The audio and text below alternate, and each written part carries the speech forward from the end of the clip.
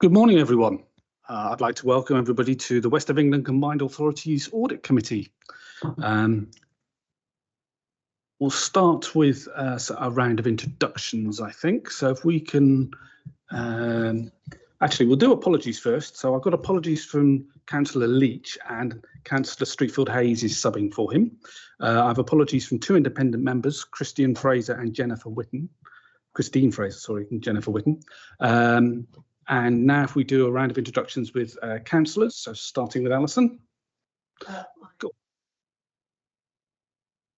Alison Stretford-James, substituting, but I'm also Chair of Scrutiny for the West of England Combined Authority Committee.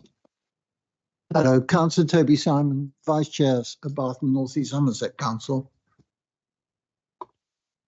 Jonathan Hacker, Councillor on Bristol City Council. David Addison, Councillor on South Gloucestershire.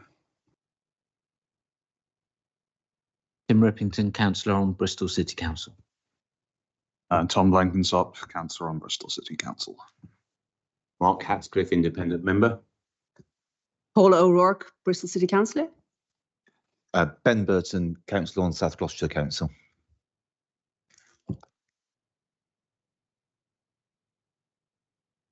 Morning, everyone. I'm Bob Brown. I'm the Monitoring Officer and Director of Legal Services. Morning, I'm Rachel Musson. I'm the Strategic Director of Resources and Section 73 Officer. Hi, everybody. Stephen Peacock, Chief Executive. Tim Millgate, Democratic Services. Solange Russell, Director of Finance and Deputy Section 73 Officer. Steve Finnegan, Financial Accountant. Tom Foster from Grant Thornton. Barry Morris, Audit Partner from Grant Thornton. Liam Royal, External Audit Manager from Grant Thornton. Tariq Rahman from Internal Audit. Thank you very much and welcome. I think we'll be having some other officers speaking at some point, but they will introduce themselves as they come along. I read out the evacuation procedures. In the event of a fire, please await direction from the West of England Combined Authority staff who will help assist with the evacuation. Please do not return to the building until instructed to do so by the fire wardens. And move on to item 2 now. Oh, I forgot to introduce myself. I'm Councillor David Wilcox from Bristol City Council representing Lockleys Ward. Now move on to item 2, which is declarations of interest under the Localism Act. Do any members have any declarations of interest to declare, please? I'll take that as a no. Thank you very much. Item 3, which is the minutes of the meeting held on the 15th of July, 2024. Are members happy to agree the minutes of the meeting held on the 15th of July as a true and correct record? Happy to move them. Do I have a seconder? Thank you very much. So that's the minutes sorted. Items from the public. I'd like to note that there is no opportunity for questioners to read out their questions, but they will receive written, or they will have received written responses. There were 3 questions received from 2 individuals prior to the meeting, and the responses to these questions have been circulated and are available on the website. In addition, 4 statements from members of the public have been received. These statements have been circulated and published on the authority's website, and the following persons have requested to address the meeting. There is a maximum speaking time of 3 minutes for each statement. I can see the first one. Dave Redgewell, would you like to speak, please? Sorry, Dave Redgewell, not Mike Oldgroove. Sorry. Oh, I thought I was the Thank you, Chair. So I'm David Redgewell. I'm the pasture rep and equality rep on your bus advisory panel, which hasn't met for a while, and this is of concern to the Chief Executive. Recently, there was a large number of bus changes on the 1st of September. The DFT, I sit on Gloucestershire and Somerset County Council's boards as well, require the board to see the changes and agree the changes. The panel and the advisory board. That has not happened this time.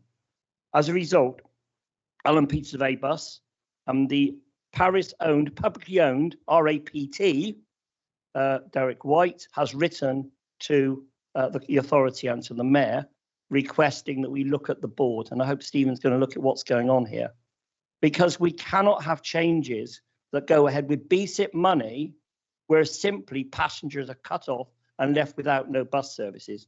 That has been the case in Chipping Sodbury, the villages to Wootton Under Edge, parts of Kingswood and parts of South Bristol. Now, one or two of your members, and I'll name them, Tim Ripping, for instance, there was a number of issues in the Brislington area with tenders that never got awarded, but bus service 61, which was awarded by Westlink, which simply never came near a panel, have never had an equalities impact assessment. This is serious stuff for a transport authority. Supposed to serve Avon Meads. I'm in a wheelchair. If Stephen wants to accompany me, I like Stephen's a great guy, accompany me and have a look and see for himself in the yellow vest the problems for a wheelchair user to try and use that service, then, but I welcome Stephen here because I think he's going to be hands-on and sort some of this out. But quite frankly, where we are at the moment is my inbox, my phones have been red hot with people complaining they've lost their buses. We've actually managed to upset Gloucestershire County Council with another member of the Western Gateway Transport Board. Partnership in Metro West by cutting a bus service that prevents villagers in the communities of Charfield, Wickwar, and the villages of around Upton, around Hawkesbury, Upton, and Chipping Sodbury, getting to work, to school. People have lost their jobs. Kids can't get to school at KLB. People can't get to doctor's surgeries. It's going to be a parliamentary debate on Wednesday in the House in the Westminster Hall. This is not good news for an authority that's in special measures, for an authority that has the best value notice, and we need to sort it. So I'm just asking Stephen, one, to look at the passenger boards, and today, just finally, Malcolm, I just about emailed him, passenger information interchange is all out of date, it's all the previous days, so the bus service integration is not there. So I just ask you, but what happens on the ground is what this authority is actually recognised for. It's a passenger authority. And the auditors, you go through all these services, audit them properly like the other combined authorities do, and see what's happening out there for the travelling public, the voters and taxpayers of the West Riding Combined Authority and North Somerset Council. Thank you. Thank you, Dave. The next person is Mike Oldgreave. Morning, everyone. At your last meeting, following the issues I've raised about award of grants to Stepping Up Leadership CIC, a community interest company of which ex-Bristol Deputy Mayor Asher Craig was a director, still is a director. The internal auditor said that his judgment was that a fair process had been followed. Following further items that I've received through FOI and my own knowledge of this, I find that very difficult to believe.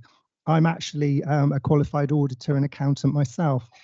There were clear conflicts of interest in the role of Deputy Mayor Asher Craig as a director of this company and applying for grant. And I wonder whether these were picked up at the beginning, because there should be some protocol in place for logging conflicts of interest where grant applications are in progress.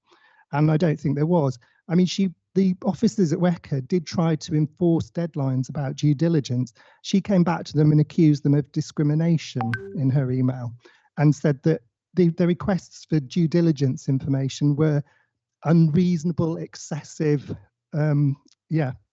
So then that's another issue. I mean, I wonder whether the programme was actually properly planned in terms of timing, because it does look like there was a rush to get things approved by the end of the financial year. Also, whether fair pay and reasonableness checks are, well, you say it was a fair award, fair pay, that one of the project director for this project was getting the equivalent rate of £85,000 a year. I was told in the FOI that staff costs were 1%. They weren't 1%, they were about 60%. Without this money, this company would never have got off the ground. Most of their funding was from WECA. Finally, fair accounting. I'm told in answer to my questions, or one of my questions this week, that I can't actually have an answer. Well, the role of the audit committee, and this is from your website, is to oversee the statutory reporting process. Related parties are an item in your accounts, and I'm of the opinion that an award of money to that company would be a material item for them. It certainly is in my opinion, and that Asher Craig is a cabinet member of Bristol would be a related party. Thank you. That's it. Anyway, thank you very much.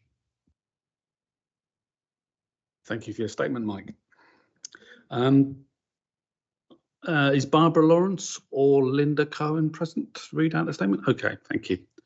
So let's move on to item 5. Before you do, Chair, I'd just like to raise the question that was on the questions list about whether matters are disclosed in the accounts as related party transactions. The response given is that the audit committee is not in a position to answer this. Now, it seems to me that the answers come from the officers rather than from the audit committee. But either way, I would have said that questions about disclosures of related parties falls firmly within the responsibility of the audit committee. So I think we should have confirmation that this matter is being gone into as a related party transaction or not, at either this meeting or subsequently. Thank you, Toby. Would an officer like to respond to that, please? I'll respond just in terms of that we'll look into that and we'll come back to you as whether that's appropriate or not. Thank you. So now we'll move on to item 5, the report back from the main committee. The committee received reports from the chairs of the Local Enterprise Partnership, Richard Bonner, Scrutiny Committee, which is Alison Streetfield Hayes, and myself as Audit Committee. Various items of transport infrastructure were agreed, including CRSTS over-programming, and importantly, the Future for West project funding was secured for the strategic outline case. Using the investment fund programme, the development of the full business case for the Somer Valley Infrarise Zone and the delivery of the Lower Chew Forest by Avon Needs Trees and the Yates Spur phases 4, 5 and 6. Regarding the best value notice, terms of reference along with a refreshed West of England strategic framework was approved and progress was noted across a range of actions. £800,000 worth of withheld budget was released as part of the combined authority and mayoral budget, and the finances to run an election for the West of England mayor in 2025 has been authorised, and we had a health and safety briefing as part of the corporate risk framework. One other thing that Mayor Norris actually proposed is that we don't use abbreviations and TLAs when we're actually speaking, so it makes it more accessible, and I would like to encourage that as well, please. So if you need to use an abbreviation, can you please explain what that abbreviation is, please? And if you catch me doing it, take me up on it as well, please. Now we could move on to item 6, which is the forward work plan, which I believe Solange is going to be speaking to. Yeah, so this is a forward work plan which outlines a schedule of reports to be presented to the Audit Committee at each of its meetings during the next year. So just please note that certain reports have to be presented at specified meetings in order to comply with statutory requirements. So the Audit Committee is asked to review and comment on the forward plan and propose any changes or make recommendations. Thank you, Solange. Would anybody like to propose any changes to this? For the record, we're not signing off the accounts at this meeting, so we have a shadow date if we can't agree them by correspondence, and I think that should be recorded as part of the work plan. I know it's gone, but it's our work plan, as it were. I think that's a pragmatic proposal, yeah. So that's going to be added. So recommendation is to review the work plan and suggest any amendments. So we've made amendments and we just note that. Thank you very much. Now move on to external item 7, the external audit, the value for money report on governance matters. And Barry, are you going to be speaking to that from Grant Thornton? Thank you very much. Thank you, Chair. So I'll briefly introduce the report and then I'll hand over to my colleague Tom Foster, who undertook the review, to provide more detail. So some members will remember that back in the 2021 value for money work that we undertook, we raised a number of key recommendations and were also required to exercise our statutory powers and issue statutory recommendations around a number of concerns around the governance arrangements that are in place at the authority. During 23-24, there are also a number of developments which occurred, which we felt impacted on our 22-23 audit as well. Those included the fact that there was a further severance payment, which was the nature of the original governance report that led to the statutory recommendations.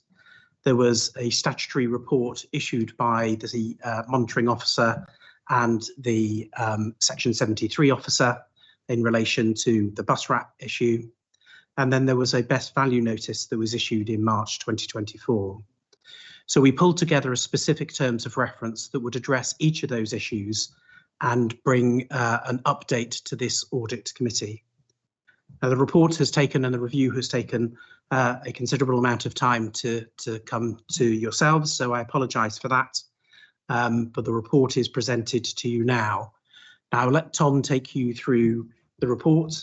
In summary, there are more key recommendations that we are raising, but there are no further statutory recommendations that we are raising, so I've not needed to exercise my powers in relation to that.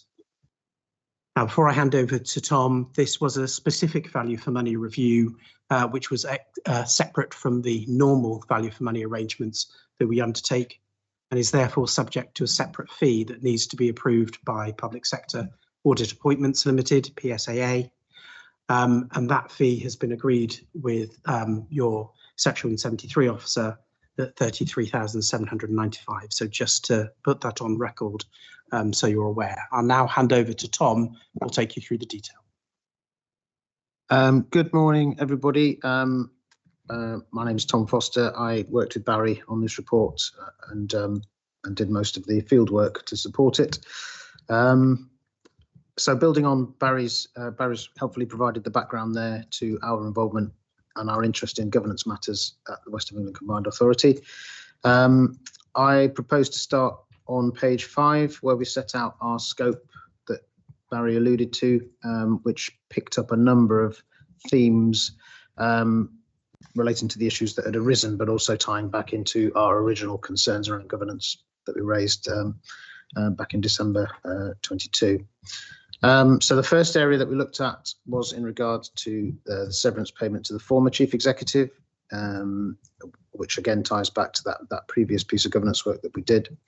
And then we moved on to look at themes around programme and financial governance, specifically in regard to the Birthday Bus initiative, and then onto culture and behaviours, looking at that initiative and a number of other pieces of evidence to have a look at that theme.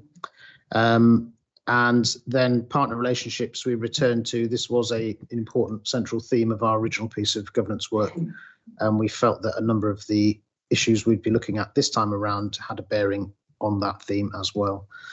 And then pulling all that together in the fifth part of our scope, that was about what these events that we record in this report, the bearing that they have on the progress against the statutory recommendations and the key recommendations that we raised originally. So I'm proposing to take the report broadly as read and just to work through the executive summary to leave time for questions for everybody, but I hope to cover the key points by doing so. So in regards to the first part of our scope, in regard to the severance payment to the former chief executive, we looked at the process that took place and we concluded the arrangements around that were adequate. We looked at the evidence of the work of the committees around that to provide proper governance. Yeah, although it's unfortunate that these things have to arise in the first place, the process that was followed we were satisfied with. So there were no further recommendations attached to this particular part of the scope, and we were satisfied that things have been run as they should. Moving on to the second part of the scope, this focuses specifically on the issue of the birthday bus wrap and the events and the chain of events that that led to the issue of the Section 5 and Section 114 report by the authorities' officers. We concluded that indeed this was indicative of a significant weakness in the way that this programme had been managed in this case. We looked at a number of threads within this particular set of occurrences, and we drew out a number of key findings around the fact that we were satisfied ourselves that the payment made was indeed unlawful and that appropriate advice had been taken. We satisfied ourselves that the process that the officers had undertaken to substantiate that, again, was reasonable, and the conclusions that were drawn were reasonable based on the evidence. We further looked at the action that had been taken since, and particularly the set of actions that were agreed by the Combined Authority Committee in the last part of 2023. We agreed that those were the right steps to be taking, and we've made a key recommendation in regards to making sure that those recommendations are seen through, and I think to a large extent they have been implemented. We want to see those embed and to be able to see over a period of time that those are being effective and that we're avoiding some of these issues that are outlined in this report. I don't propose to go into too many of the details. We included some detail in this report just to make sure that it was clear what the line of reasoning had been. But the conclusion was that officers had taken the right approach, but there was a bit of work to do just to make sure that that embedded properly. Moving, Tom, can we take questions on that particular item, and then we'll it'll be more relevant, I think. I'm happy to. Yeah. Yeah, I believe it was just for 12 months, that initial agreement for the birthday bus, but it's still being promoted, I see. And I just wonder whether we might get some more flack at some. I think that item's coming further along than the thing we were just talking about, this severance payment at the moment. Yeah. Oh, okay. Yeah. This is point 2. This is the program. You're on point 2, are you? Okay, sorry. Apologies. Okay, let's take that one then, please. I think I'd look to officers to.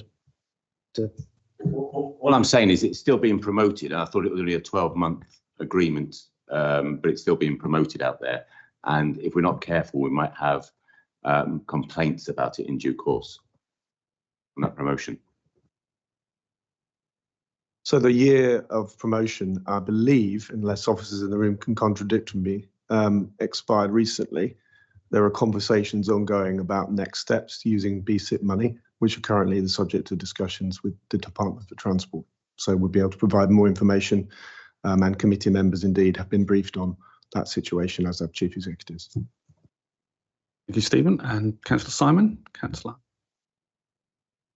On the formalities about this item, the expenditure was incurred in 23-24. So I assume that there will be an audit finding in the 23-24 accounts, apart from the governance implications which you're discussing here. Is that correct? So in terms of the accounting for that, we feel that we've discharged our responsibilities in reporting it through to you as to those charged with governance. The actual amount of the payment at £10,000 is well below our threshold for materiality, and it has been correctly accounted for in the accounts, even though that it should not have been incurred because it was unlawful. And we've and that should be reported in the audit, the annual governance statement as well. And no member of the public formally raised an objection which requires you to report on that. So no objection has been raised. And again, because we've undertaken this review, we would expect that our responsibilities under the Act have now been discharged. Councillor Harker. Thank you, Chair. Yes, as far as the bus wrap is concerned, the fact that you found that an illegal payment was made, so that's that's your opinion that an illegal payment was made. That is obviously a extremely serious matter, even though in terms of materiality, it's below your materiality threshold. The fact that it was the fact that the payment was made is, and the way that the issue has been handled since is frankly a complete scandal.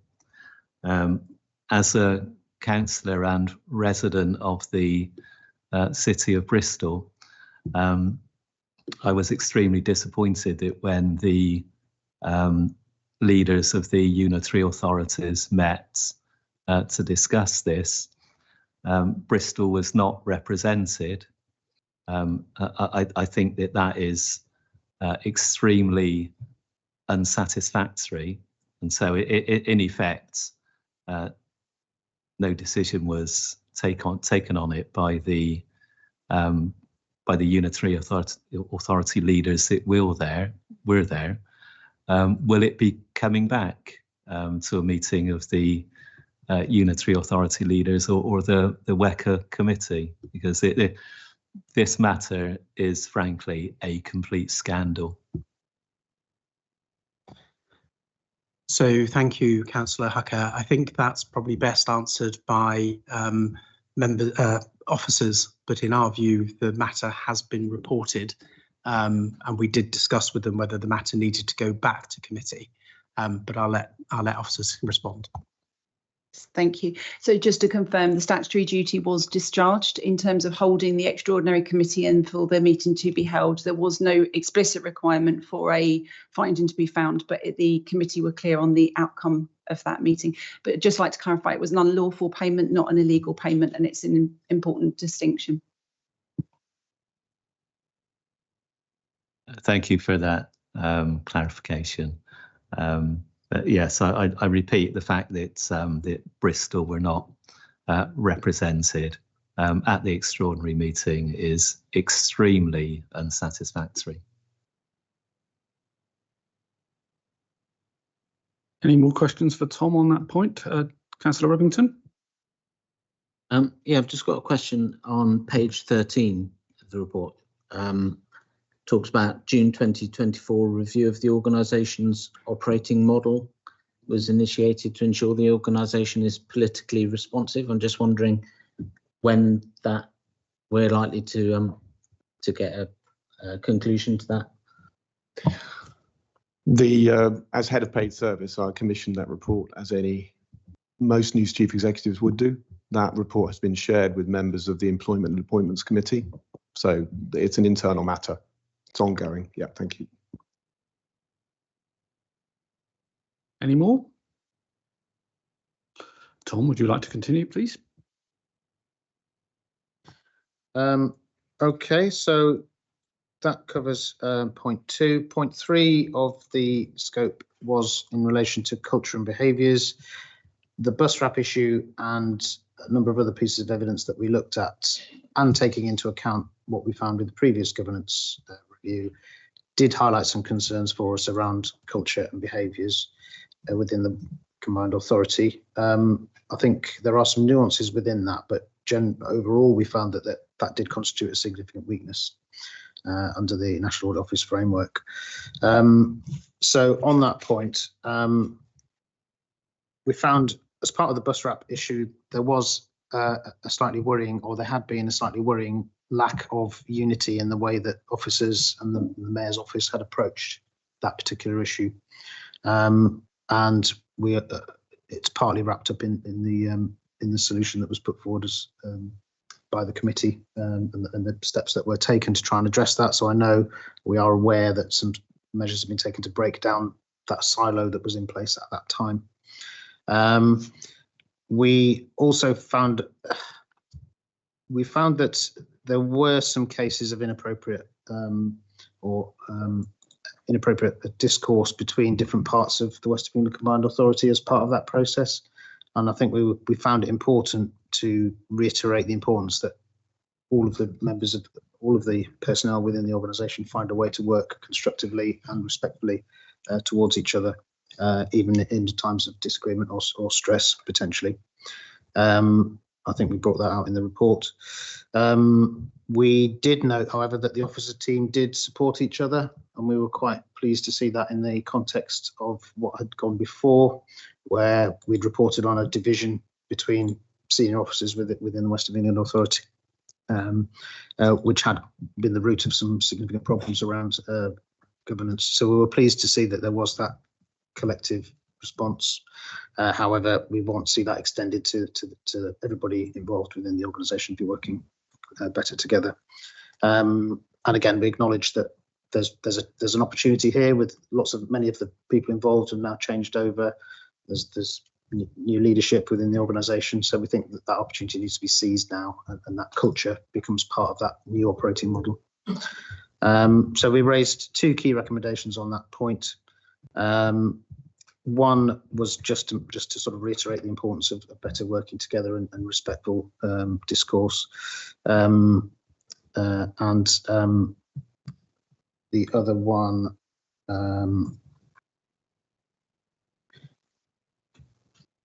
so where there are potential barriers to collaborative working, that the officers and the mayor and the mayor's office and whoever's involved do find a way through to sort of identify what those barriers might be, with the interest of building trust and closer working relationships within the organisation, so we can avoid in the future those silos kind of developing. So yeah, two recommendations to help sort of address some of those points. I'll pause there then. Is there any further questions on that point? Mr. Simon? Thank you, Chair. I'd like to draw public attention to the detail that underpins these recommendations and this analysis, which are on page 50 to 52 of the pack, 28 to 30 of the report, and particularly about the mayor's working style. I was rather shocked to read that the mayor isn't regularly present in the Combined Authority office. Indeed, there appear to be some security problems about getting in. The mayor uses his political advisor as an intermediary when communicating with senior officers. The mayor doesn't meet regularly with all the directors, and that included a previous chief executive.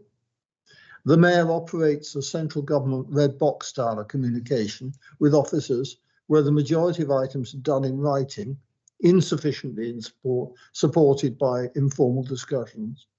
And the mayor doesn't give enough guidance to officers on his priorities, so he ends up vetoing recommendations at full committee. So for me, this adds up to an absentee landlord mayor who picks favourites in the office and can't work effectively with stakeholders. Now, obviously, rot sets in at the top, and it's really important that WECA is effective. And the mayor is, from these accounts, demonstrably part of the problem in the difficulties it's had, including attracting the best value notice to improve from the government. So I wanted to put this incisive analysis firmly in the public domain, because it seems to me that it's showing that there's a real problem in working styles of this organisation. Thank you.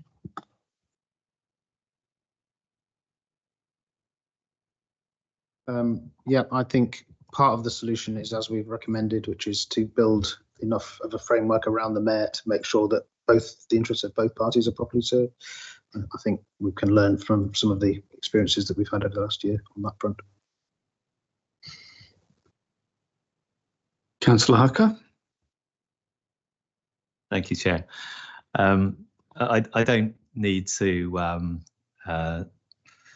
speak at length about the issues that have been highlighted in the report. It's all there in black and white, and in fact, Councillor Simon has done a very good job in highlighting the main issues. I happen to completely agree with him. This report is incredibly damning. The organisation is obviously dysfunctional on so many levels.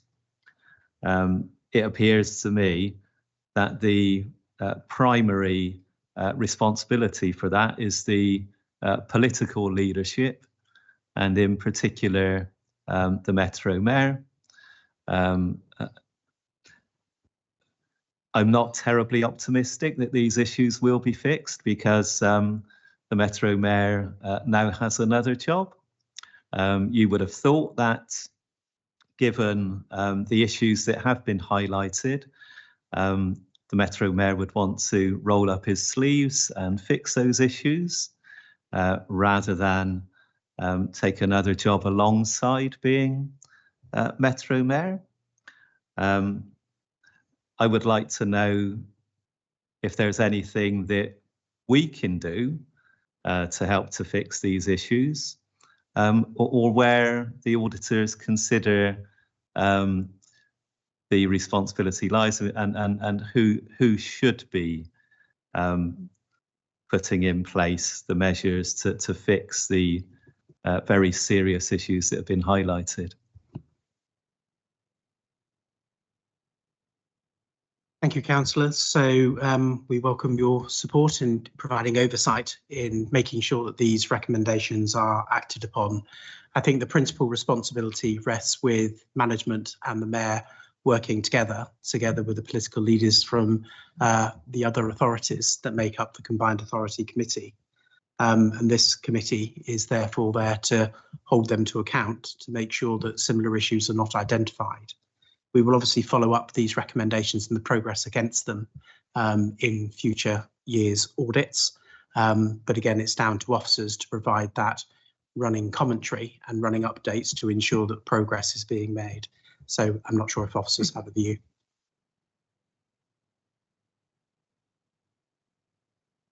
Councillor Burton. Thank you, Chair. Just following on from the last two speakers, as was alluded, Mayor Norris obviously has a second job now as Member of Parliament for North East Somerset and Hanham. And we've read some very serious obviously concerns about siloed working and the various other indications which we just gone into. And whilst recognising we're going to be following up in terms of how these are being addressed in terms of the West England Combined Authority, will there be any separate analysis to understand whether that second role which Mayor Norris currently undertakes has any impact upon his ability to address some of these concerns? Because obviously we're starting from a point which is of serious concern. We've taken on a second job, which directly is impacting potentially his ability to focus and to take time to manage some of these the serious concerns that we've highlighted, but also potentially has the situation to exacerbate siloed working, not being potentially available, etc. Will, as part of this audit, separately identify whether the time available to do both jobs is sufficient and would materially impact upon obviously the recommendations which you're taking forward? Thank you. It's a helpful question. I think it should be clear it's not our role to look at whether or not the Mayor has the capacity to undertake more than one role. What we will be interested in is whether or not the issues that have been identified within this report have been appropriately addressed going forward. Now, we would hope that the Mayor and others involved take the issues sufficiently seriously that they are addressed. Now, whether or not there are different activities that are undertaken on the side or in the mix as well, in addition, is a matter for the Metro Mayor. And again, it's down to the political leadership and to officers to make sure that the role is discharged as effectively as possible. Councillor O'Rourke. Hi. Yes, I've been a councillor for 8 years, and I've probably never read a report quite like this. So, you know, it does seem alarming. And I'm not going to reiterate what other people have said. I suppose I've got a question, really. The situation that we're in at the moment, I mean, it reminds me of that metaphor about battleships and wanting to turn them. It takes a long time to turn a battleship because they're big and bulky and cumbersome. and it's not done instantaneously. And it seems to me from reading the report that, you know, that's something that needs to be acknowledged, because efforts are being made to change, to turn that battleship, to get it out of its, extend the metaphor, to get it out of the way of trouble. And I acknowledge that. But it would be good, and I don't know whether it's to this committee or to the main committee, but it does seem to me that management and the mayor need to give assurances to the members of a timeline when that battleship is going to turn and get itself out of danger and get itself on the correct trajectory. So can we ask for a timeline on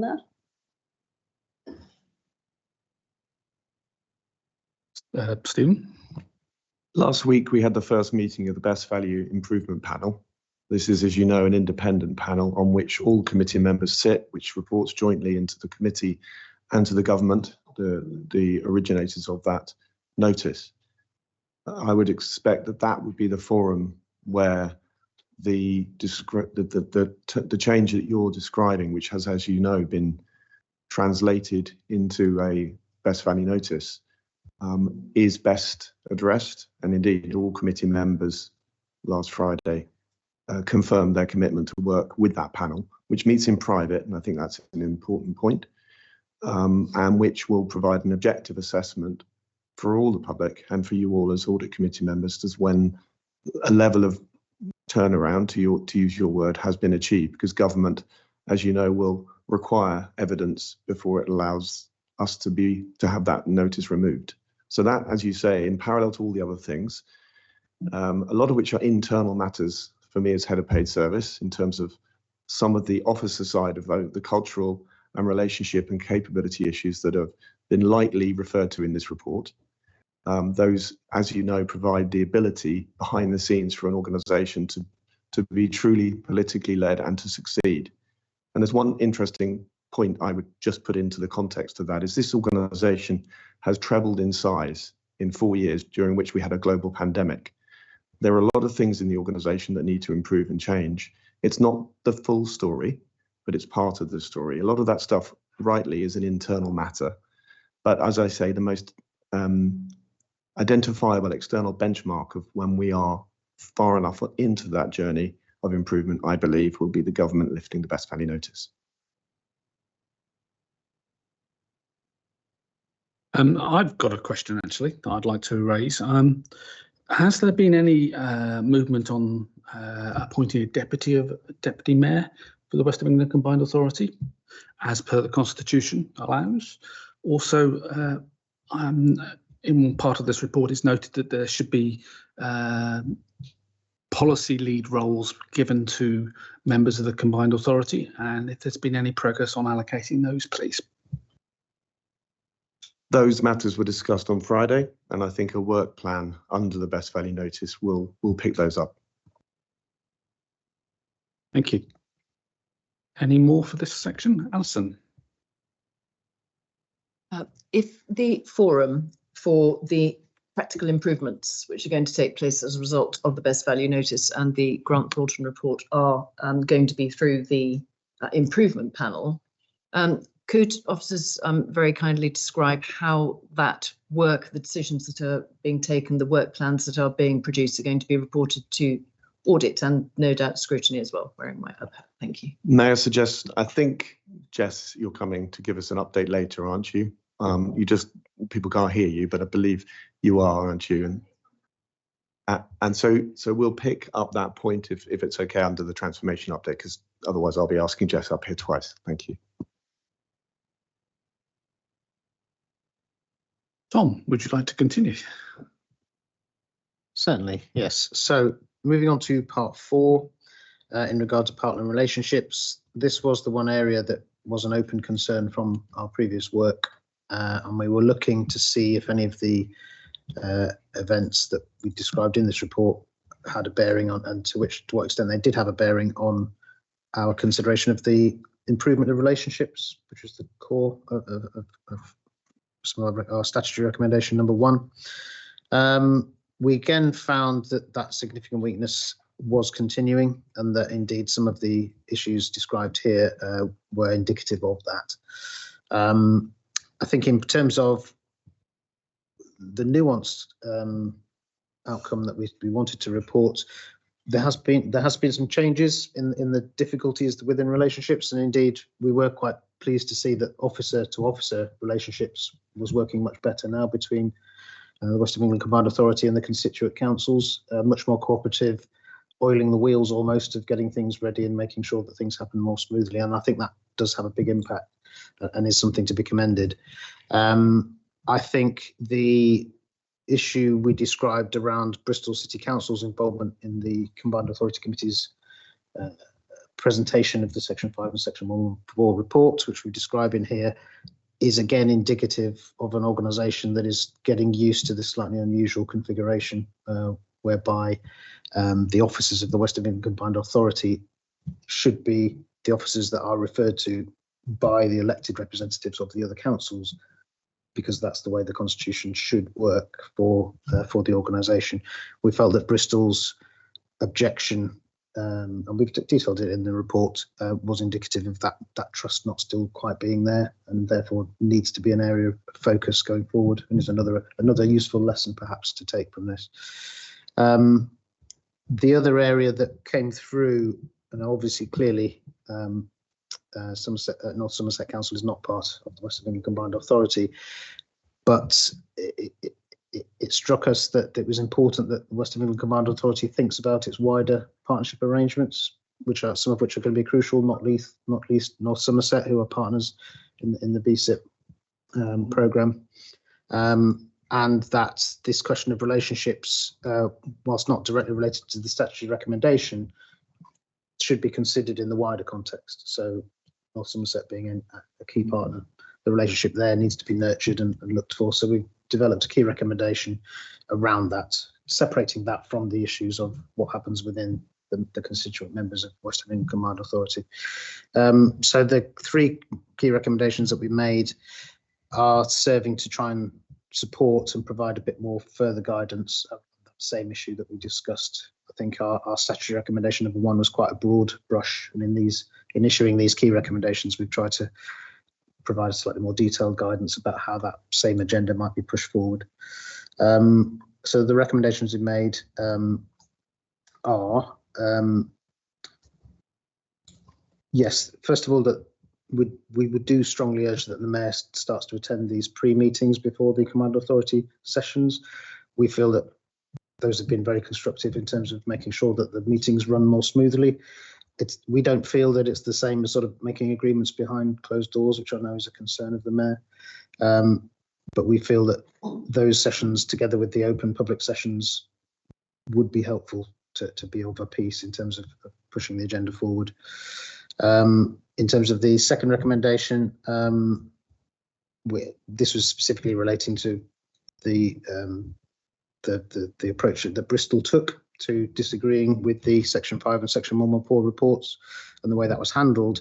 The forum really for expressing that disagreement would have been at that meeting, and we think it's really vitally important that all of the constituent members are there to represent their point of view at those meetings, particularly when there's statutory responsibilities at stake. I know that it was quite fraught at that time.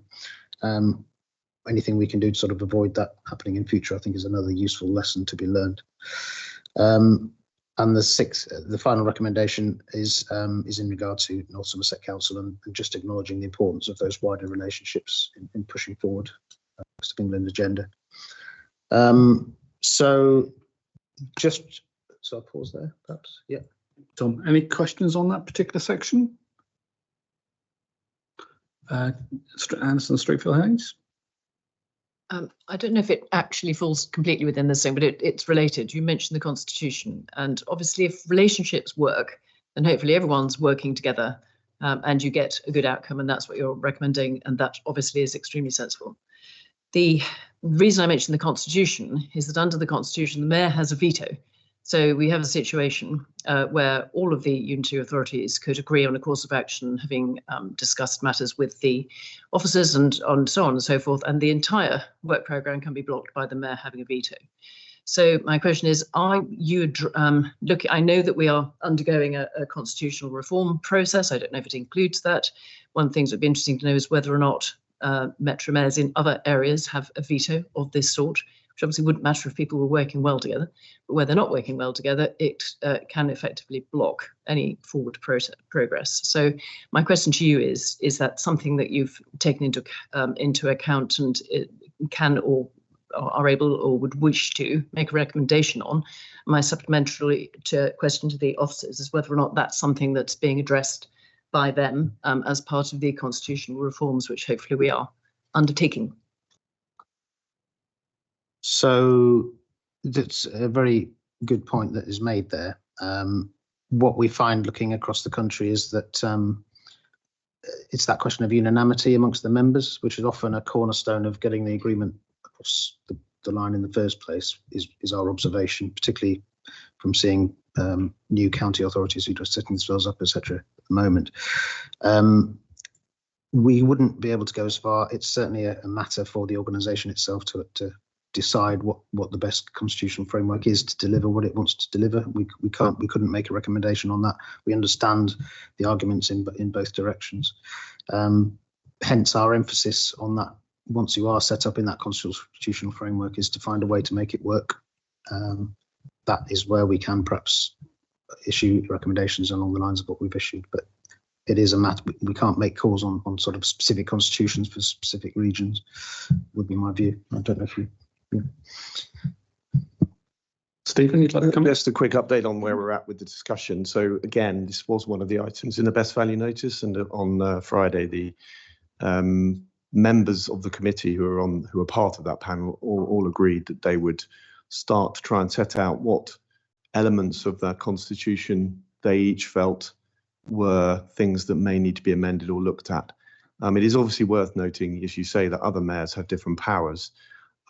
But as the only directly elected representative in the area, it would be unusual, I think, to say that a mayor should have less power. Indeed, the Labour Party manifesto, which they're now enacting through the devolution bill, explicitly says where it is necessary to help with decision making, mayoral combined authorities, the mayor should have more power. So I offer that up as a statement of fact, not an opinion, but also to indicate that different people may be wishing to pull in different directions. And that's quite an interesting point, which plays back to the relationship point. So we need to be really clear, if there's going to be a conversation about constitution, what are we having it for? With an era of governments asking places to come together to drive the growth agenda, we don't want to miss out, do we? Because we're having an internal discussion. So I hope, and I'm sure that everybody would agree, that the most important thing is what are we trying to achieve together? And then how do our relationships and probably last of all, the Constitution help us to achieve the goal? I do think that is the spirit in which all committee members have entered into that conversation, which is positive, obviously. Jonathan, just for the sake of clarity, it's not specifically a constitutional issue because, of course, the order sets out those powers of the mayor in veto, and they are in common with all the other mayoral combined authorities. So it's a power across the landscape. Any more, Councillor Simon? Just as an example of where further work is needed on relations with partners, my understanding is that the application to departments for transport to extend the birthday bus scheme under the BSIP was only notified to the unitary authorities after it had gone to the Department of Transport, and that doesn't look like the sort of partnership working I think we're looking for. That isn't correct. The fact that it was going to be submitted was discussed a month or so before, and you're correct to say that the version that finally went into government didn't get shared, but tables that demonstrated how we were planning to fund it were shared with formal and informal routes. I'd like to ask a question. Where are we in terms of the negotiations for North Somerset becoming part of the West of England Combined Authority, please? I'm not aware of any negotiations at this time.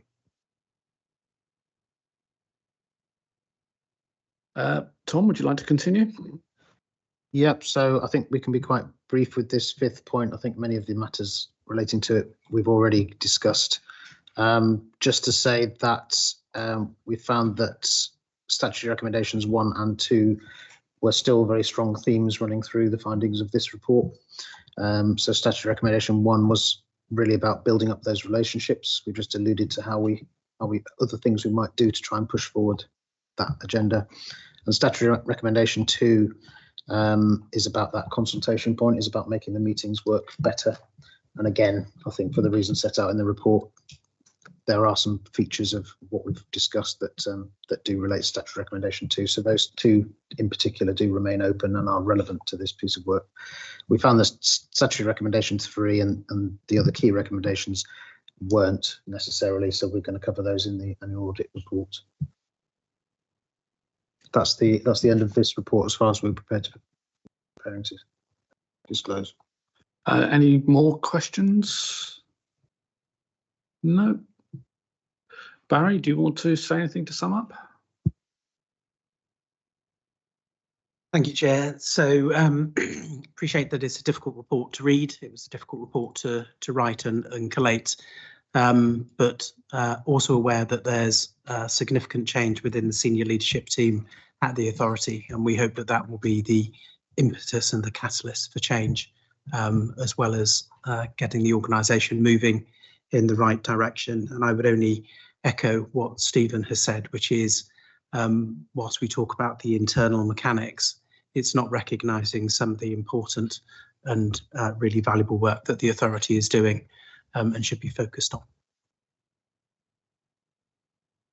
Thank you, Barry. I'd like to then suggest we move on to, Councillor Simon.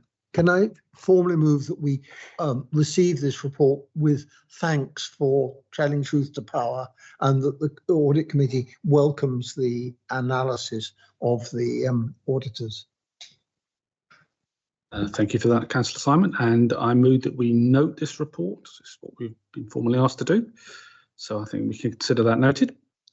So let's move on to item 8, which is the external audit report. And I think Barry will be speaking to that one as well. Well, you'll find there's a theme here that I introduce it and then pass it straight to Tom. So this is the 22-23 interim, it's the final auditor's annual report. So we did issue an interim version back in December 23. This version has just been updated to reflect the findings from our governance review. So Tom, do you briefly want to touch through the changes for members? Yes, so because much of the content that has changed since December relates to what we've just been through, I'm not proposing to spend too long on this document, although obviously happy to take questions. The thing that's probably worth just focusing on here is how we take the findings from the governance report and relate it to the outstanding recommendations reported through the annual audit report. So I don't propose to dwell on financial sustainability and improving economy efficiency and effectiveness. Those themes were both discussed and the recommendations were discussed back in December 23. So in terms of how we've incorporated the governance work, the governance area was the bit that was left open. So we've now concluded our work on governance for 22-23, and that represents the end of the production of this report as final. It represents the end of our work for that particular year. So you'll see on slide 3 that we set out there our broad assessment across the 3 themes. And you'll see that it's broadly the same as it was last year. We've had some progress on recommendations. We've had some new recommendations come in. On governance, we feel that there has been, because there's additional key recommendations and some additional key weaknesses, it's a question of governance, us needing to bottom out some more issues there before we can start to see that sort of upward trajectory. That's not to say that there hasn't been an awful lot of progress made. It's a question of new issues arising and old ones sort of going into the background slightly. On slide, so many of the matters we discussed are sort of summarised in the following slides, slide 4, and the new key recommendations are in there as well that we've just been through. The slide that I just wanted to draw your attention to slightly was on page 8. This is our attempt to sort of pull together progress against those original recommendations, and indeed how those currently sit. So as we've discussed, SR1 and SR2 are still open. We recognise the good work that's been done, but there is clearly still some issues to be addressed relating to those before they can be closed. In regard to statutory recommendation 3, that actually covered 2 significant weaknesses from our original report. We are going to be considering where that lands in our 23-24 report, which is coming quite quickly. It may be that we're in a position to close that, but we just need to consider and consult within the firm as to whether or not we can now close statutory recommendation 3. We're not making a decision now. That is for the next discussion. And similarly with the other 2 key recommendations, key recommendation 1, again, we just need to assess whether or not that's time to close that one down as part of our 23-24 work without committing to doing that at this meeting. And then key recommendation 2 from the original report was closed down previously in 21-22. So we are showing a slight shifting of the landscape in terms of open recommendations, but the key message is that StatRecs 1 and 2 are still open and some work is still being done. I think that's probably all we need to cover. I think that we have put a recommendation in here on governance in regard to the audit committee's terms of reference, but I understand that that's just been overlapping in terms of when this report was produced, but I think that has now been addressed in terms of a refresh of the terms of reference, and that was in the governance section. I don't think there's anything else to add, Barry, unless you want to. So happy to take any questions. Anybody got any questions? Councillor Hacker. Thank you, Chair. Yeah, we have spoken sort of previously at some length about the governance issues, so that's why I won't go into that. It seems to me that the report basically, in terms of financial sustainability and the preparation of the financial statements, the report basically gives a pretty clean bill of health to the authority. Would that be a fair assessment of your view? Through Chair, Councillor, can I come on to that in the next item, if that's okay? Because this is obviously looking back at 22-23, so I can provide an update on the 23-24 accounts then. Yeah, certainly. Thank you. I think I would just like to add a sort of general point, really, that this report probably is indicative of the fact that we've heard a lot of what's gone wrong over the course of the last half an hour or so. This report demonstrates that there's still a lot that can be built with this organisation. So, you know, the financial position and the way it delivers its services is not particularly of a concern for us at the moment. It's just that governance issue. So, a positive note, perhaps, to finish on. Councillor Streetfield-Haynes.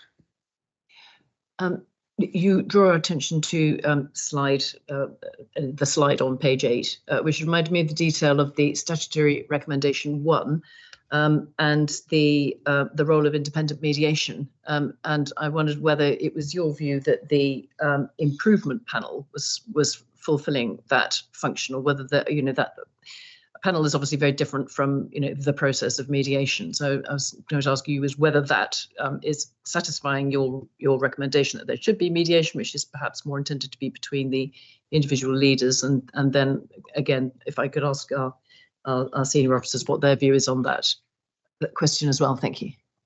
So I believe there's been at least 2 attempts at independent mediation, which may or may not have moved the agenda forward to a greater or lesser degree. With our wording of this recommendation, we were at pains to give as much room as possible to come up with a solution that was within the spirit of it, as opposed to being too prescriptive. We think the best value, although it's not something you would want to bring upon an organisation, it provides a really good opportunity to get underneath the skin of some of these themes, and we'd be very keen to see that that was part of this solution as an alternative, perhaps, to an independent mediation by other means. So there were some meetings, but there've been a 50% change in the members of the committee since the first meetings. So in terms of the dynamics of interpersonal relationships, clearly, you know, it's a moving target. In fact, there's 1 year out of 4 where there isn't a change around the committee table. So that gives a sense of the fluid nature of this. And as been indicated, this did come up again on Friday. We had an individual who was providing that facilitation earlier in this year. I think we've left it with the committee members and us in discussion with them to decide how they want to play it. So exactly as Barry has indicated, we think that's one for the panel, and it's been discussed, bearing in mind it's not just the committee members, there are independents on there, including from the LGA. So I think it's pretty well covered.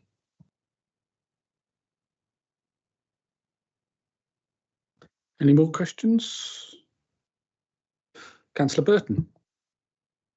Thank you, Chair. Just very briefly returning to some of the bits we just discussed earlier in terms of the Mayor's reluctance to attend pre-meetings being one of the significant concerns which we have. And from my understanding, obviously from the report and from the comments made earlier, that's because of the Mayor's view that it should be debated in public rather than potentially behind closed doors. And I note, obviously, in the report, it strongly suggests your preference that he should attend more regularly to those pre-meetings in order to come to a more consensus view earlier. Making the assumption that if he's held that view once, he's going to continue holding that view that it should be held in public. Do we know of any other mechanisms or other combined authorities or mayoral areas who do things differently that would then achieve substantially the same outcome? Because it feels to me that we're almost hoping that the Mayor takes a different view this time in terms of what he's previously done, which I don't see any evidence that that will be the case. And if that's not the case, then the issues will continue unless an alternative is put forward. So I think it's simply not enough to say, well, it'd be great if he comes to the pre-meet. And if he doesn't come to the pre-meet because he doesn't want to come to the pre-meet, then that's fine. But I think we need to find a different route through that. You know, so do you have any different suggestions how we might get that consensus view? Because I know from partnership working in the past, particularly when I was on the business skills board for the combined authority when I was a previous cabinet member, a lot of the information came at a really late stage, and often it was one option and one option only. And that in itself, even at that earlier stage, if you're presented one option, you didn't like the one option, there was nothing else to turn around to. So it's just trying to understand how we can do things a bit differently to support that.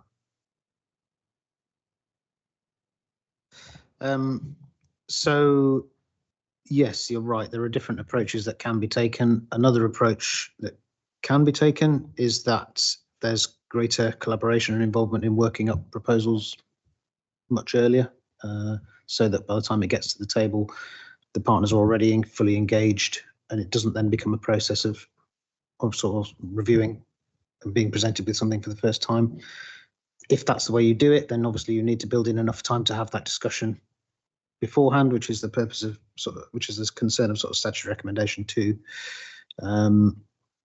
So yeah, either there's greater involvement at an earlier stage, or if it's a case put forward by one party that's then discussed, there needs to be enough time for that discussion with the rest of the organisation. It's very difficult for us to prescribe beyond that, really. Each organisation is different, has different dynamics, different relationship challenges. The organisation has to come up with a solution that works for the people of West of England, I would suggest.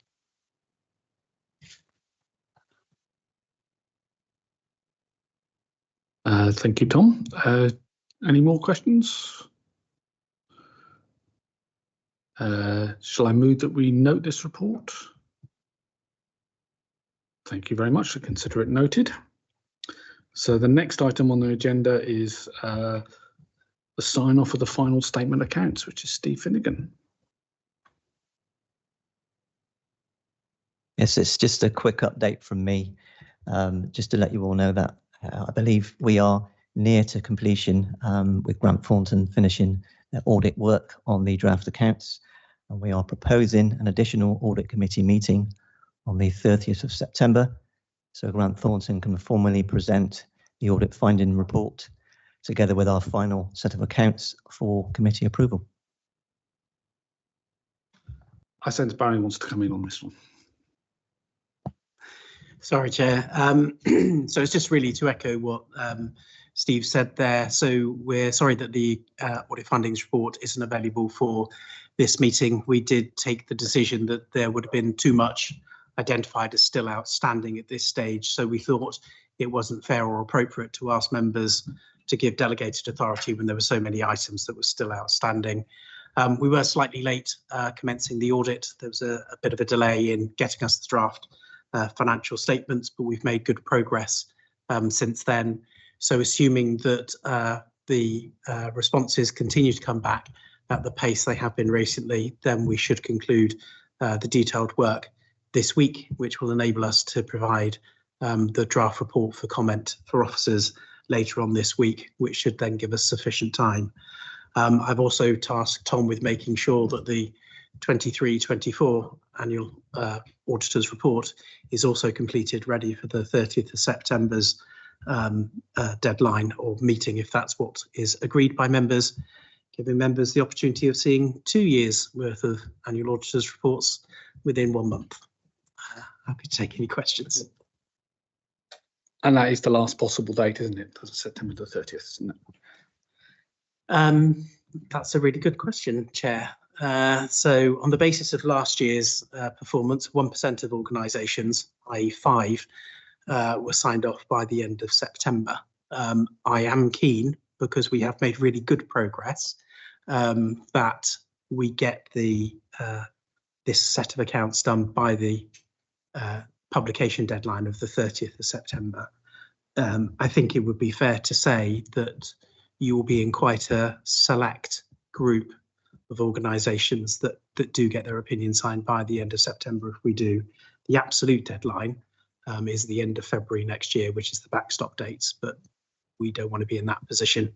If we can meet the statutory deadline, that's what we'd like to do. Thank you, Barry. And I believe, Tim, we've received some holding meetings for the 30th. Yes, Chair, that's correct. I think there was a couple of different times put in the diary as holds for that day. Thank you very much. So Chair, can I just confirm those are in person, those dates that are in the diary? Yeah. Yeah, that's correct, Chair. I don't know whether the committee want to discuss what their preferred time is on I think the options are morning or evening. Am I correct in that? Morning or lunchtime? So sorry, I'll just get my calendar up. I believe it was 9 till 10 was in there, and midday till 1 o'clock. Any preference? I'd be grateful if we can avoid midday to 1 o'clock. I've got a volunteering commitment which I've had to miss for 2 weeks, and a third would be there. So an earlier rather than a later meeting would be appreciated. The contrary opinion, if it's at 9 to 10, that causes me some substantial issues in my work. So I would prefer to go with the later one if at all possible. Councillor Addison? I'm afraid I would also have to prefer the later one, simply because of the difficulty of getting to Bristol during the rush hour. I think it takes my wife occasionally over an hour to get into Bristol city centre from Parkway Station at that time of the morning. So I would also prefer a 12 till 1. Is there any reason why we can't meet at 10?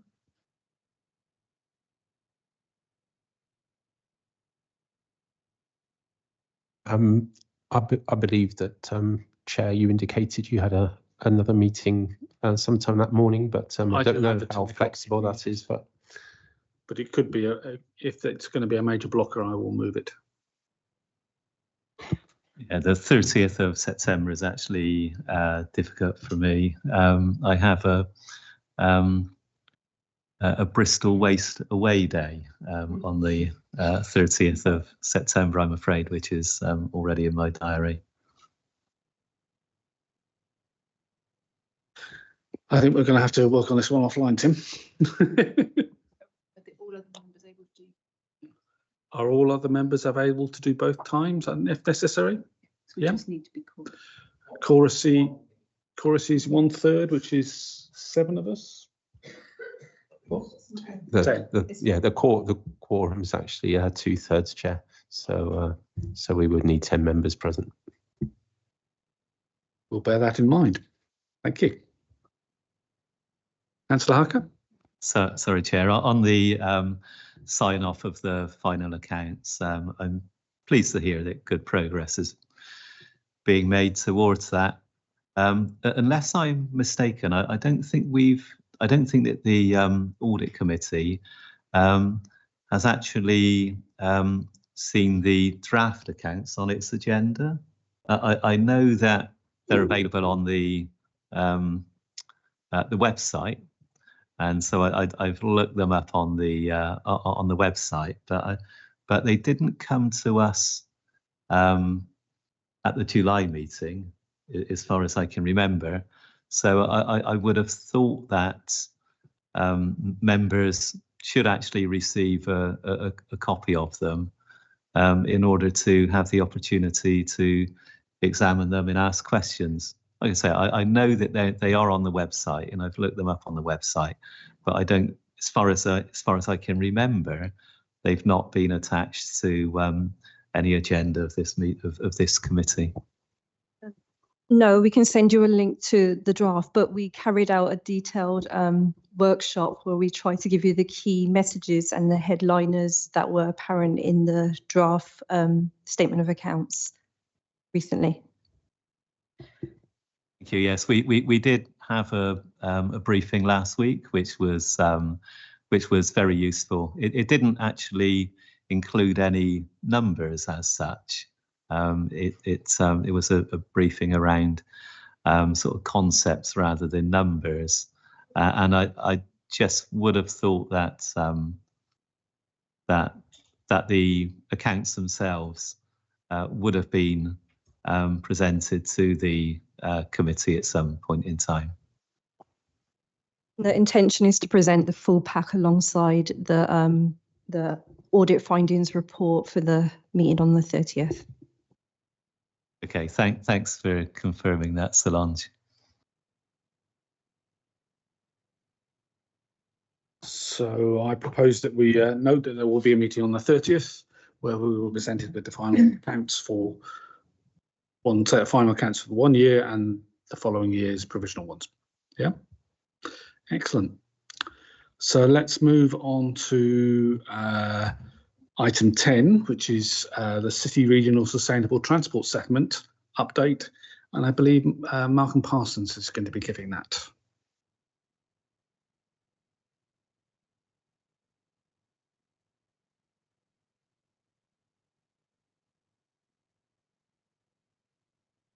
And Nuala.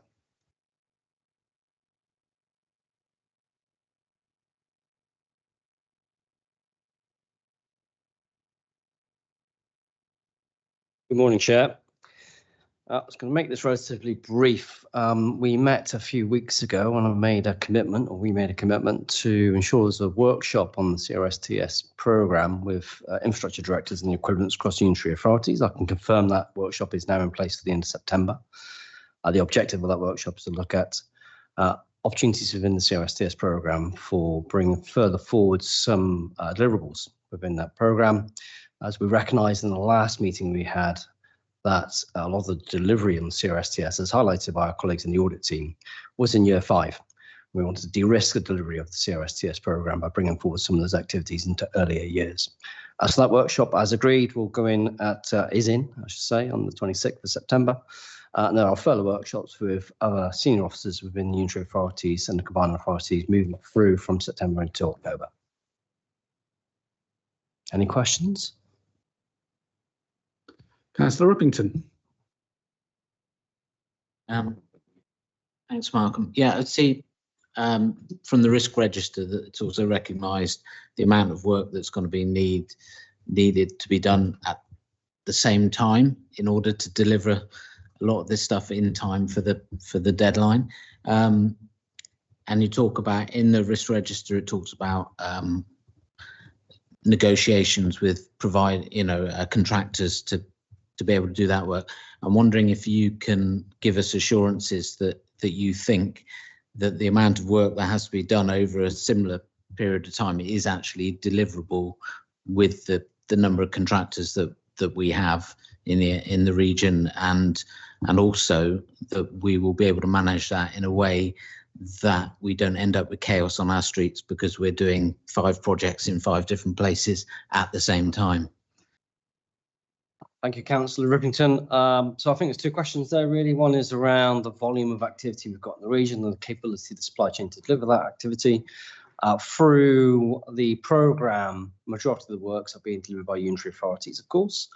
And there are various models which those unitary authorities are using. For example, South Gloucestershire use their own in-house delivery organisation.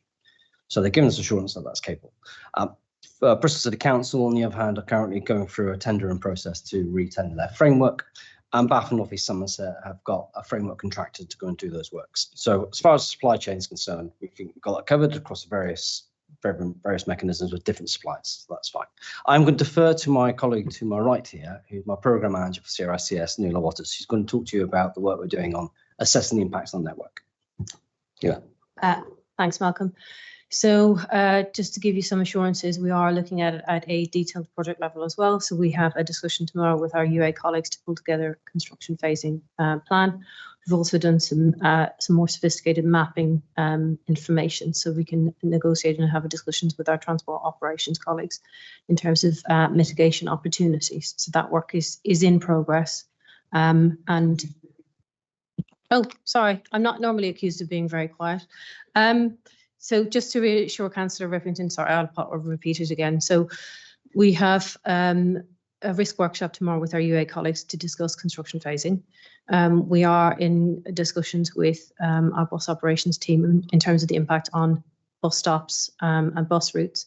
And our modelling team have pulled together some more sophisticated mapping capability so we can understand and review it on a route by route basis. So that work is in progress. Yeah, so you're confident that it's doable, basically, without, seizing up the entire infrastructure of the city region, sort of thing. The evidence we have available to us at this point, Councillor, give us the confidence that we are able to deliver the works required. If that position changes, and of course we will update as necessary. Okay, thank you. Just one other point, Chair. Just like to say, also mentioned on the risk register consultation with local councillors, and I just wanted to say we've had in Brislington, we've had a session recently and a follow-up session scheduled in regarding the A4 corridor stuff, and I just wanted to put on record my thanks that you're doing that, because that hasn't always been the case in the past, and it was a really good session, and we're looking forward to helping out with that. Thank you, Councillor. I will pass on the thanks to my Bath Bristol Strategic Corridor team. I've got a question. I'd like to suggest that we do still have a further item on a further audit committee about CRSTS, because the workshop that is proposed for the 26th of October will be a private session, I'm assuming, and there will be no information actually released into the public domain about the status of stuff.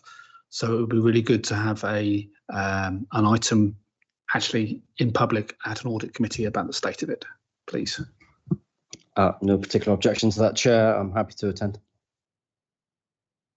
Excellent. Thank you very much. We don't need to note this according to my notes, so we'll move on to item 11, which is the Risk Management Framework Update and Corporate Risk Register, from Abby Evans and Pete Davis.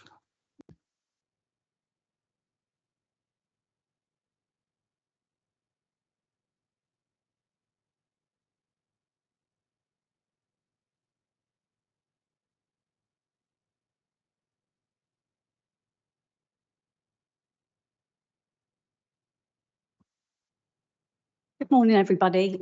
My name's Abby Evans, Governance and Delivery Assurance Manager. Apologies from Pete Davis, he isn't here today.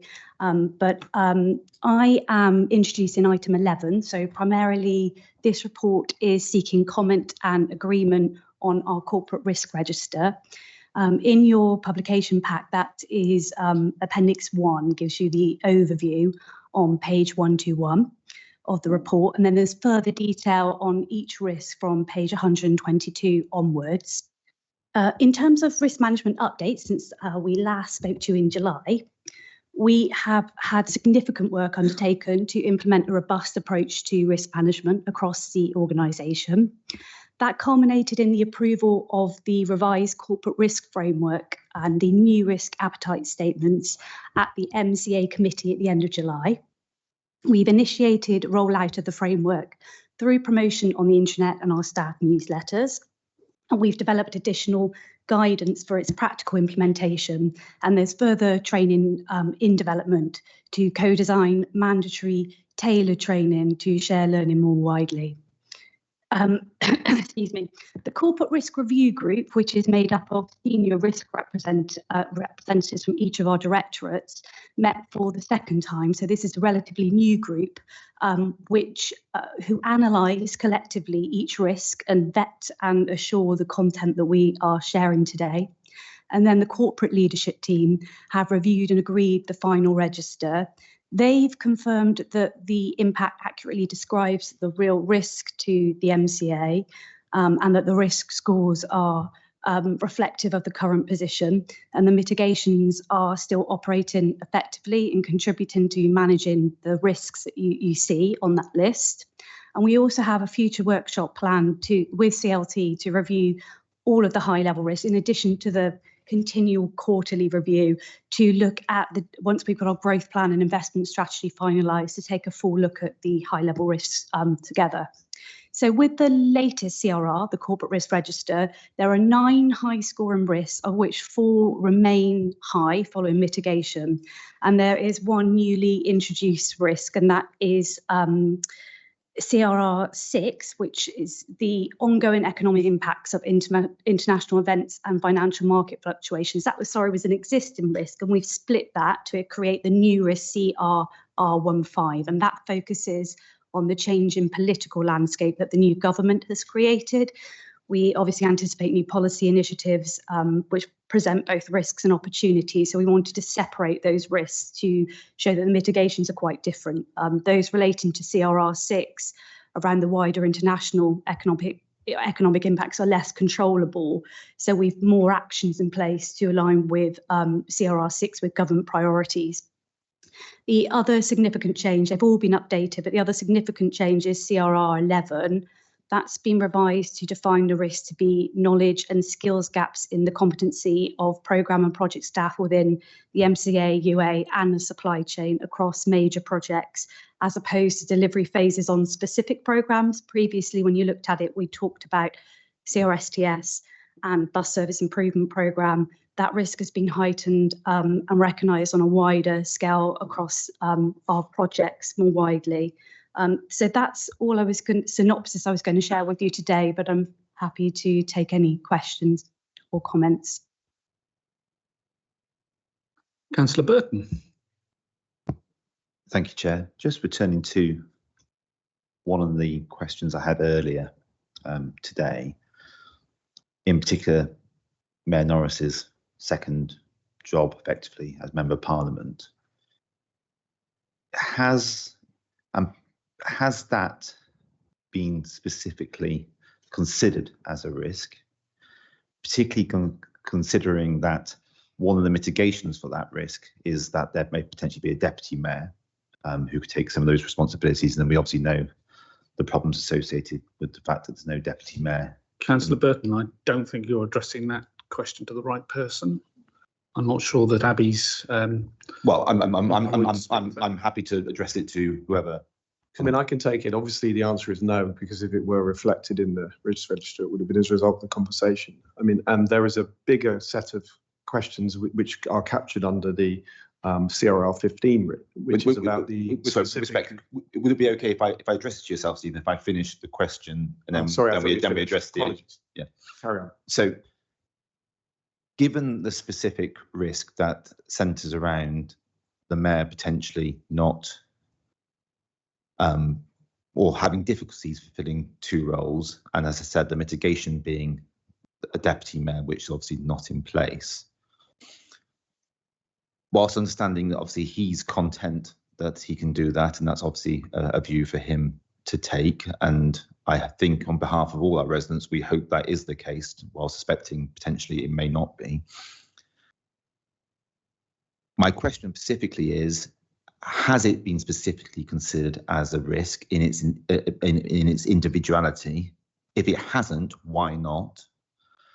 If it has been considered specifically as a risk, what was the outcome? And as a result of that, I'm assuming that if it has been considered, it's been considered not to be a risk. And I'd be interested to understand the reasons why that's not the case, because I'm assuming that is the case because it's not within obviously the content of this report.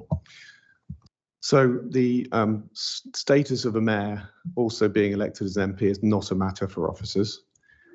The risk register that you have before you relates to a period that is more current than the document that Grant Thornton, for example, was speaking to earlier, which predates my arrival. Our ability to transact business since the mayor was elected coincidentally has improved. We've had a good committee. We've had some excellent relationship building sessions between UAs, and we had a best value improvement panel meet on Friday, which was actually very constructive. So there is no discernible increase in the risk as a result of the mayor having become an MP that we as officers feel is an appropriate matter to raise in a corporate risk report. Obviously, as I mentioned earlier, CRR 15 deals with a much broader set of changes that are coming as a result of a separate political change nationally, which is far more significant for us and which we must focus on in order to seize the opportunity. I think they call them opportunity risks, i.e. you just might miss that boat. So obviously that's the main focus, but no, it wouldn't be appropriate for officers, and I won't be asking officers to specifically isolate the risk of the mayor having also been elected as an MP.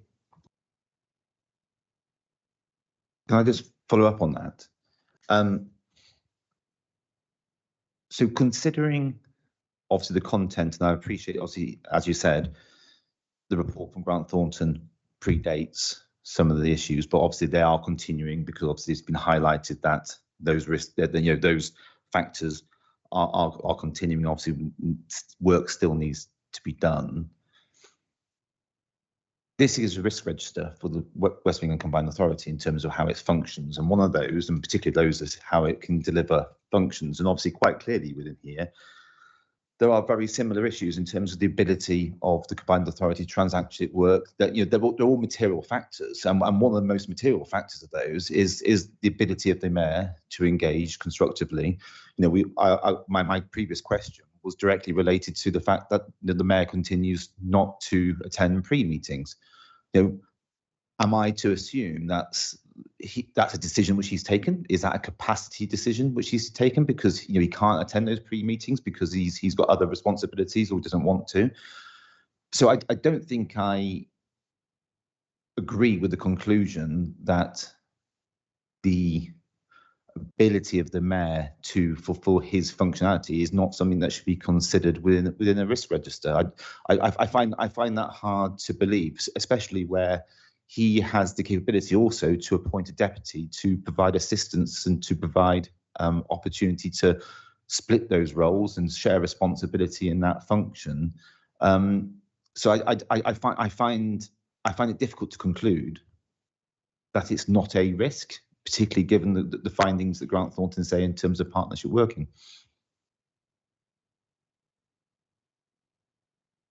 Can I just say that we haven't got that specific risk, but risk CRR 12 relates specifically to the best value notice. So it will pick up all of the recommendations within it in the improvement panel that Stephen spoke about before, and links quite closely to the transformation programme, which has a focus on the continual improvement of relationships with our political leads and the mayor.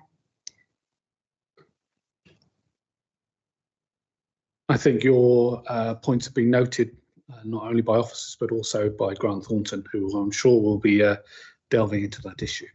Thank you, Councillor Burton. Any more questions for the risk register? Councillor Rippington. Yeah, this is about CRR 14, but I guess it also touches on 15 as well, which is the new one you mentioned.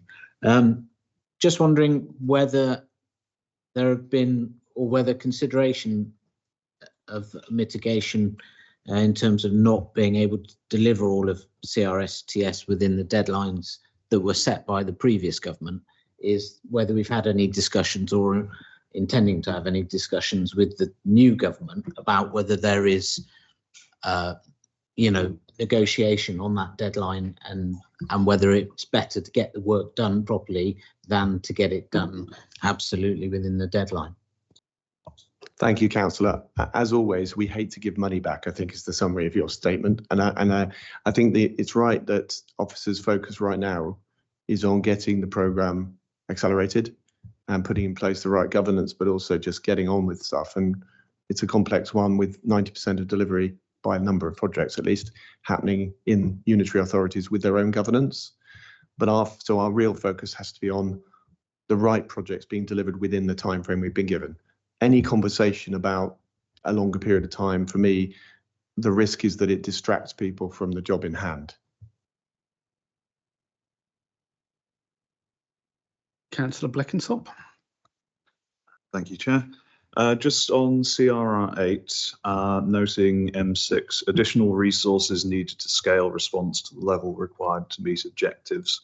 I was hoping for a little bit more clarity on what kind of additional resources in terms of more staffing or just more funding, where that resources might come from. Are we planning to reassign that internally, or were we hoping to perhaps engage with the new government? Very similar to Councillor Rippington's question, you know, has there been any discussion with the new government on the ecological side? This is a good example of a risk which perhaps when we're a more mature organisation, we may distinguish between an organisation risk and a region risk, because clearly with our budget, we may struggle to address the climate ecological emergencies, dare I say. We have a part to play. In terms of more resource, well, there will be an item coming to the September committee, which will be a further significant investment in this area. Will it be sufficient? Of course not, because our budget will never be sufficient as things stand. It is, as I say, an example of the need for us to continue to evolve what these risk registers are reporting on, because this is a regional, dare I say, national and international challenge. But it's a good point, and there will be some more news in September committee. Right, great to hear, thank you. Any more questions? Councillor Rippington. Just wanted to make the point that I really like the format of this report now, and it's, you know, it gives a lot more detail on mitigations and where they sit within each risk. So thank you. Thank you. Thank you very much. So can I move that we note this report? Yes, consider it noted then, please. And thank you, Abby. And now we'd like to move on to item 12, the Mayoral Combined Authority Non-Treasury Investment Strategy. John Alsop is going to be speaking to that one.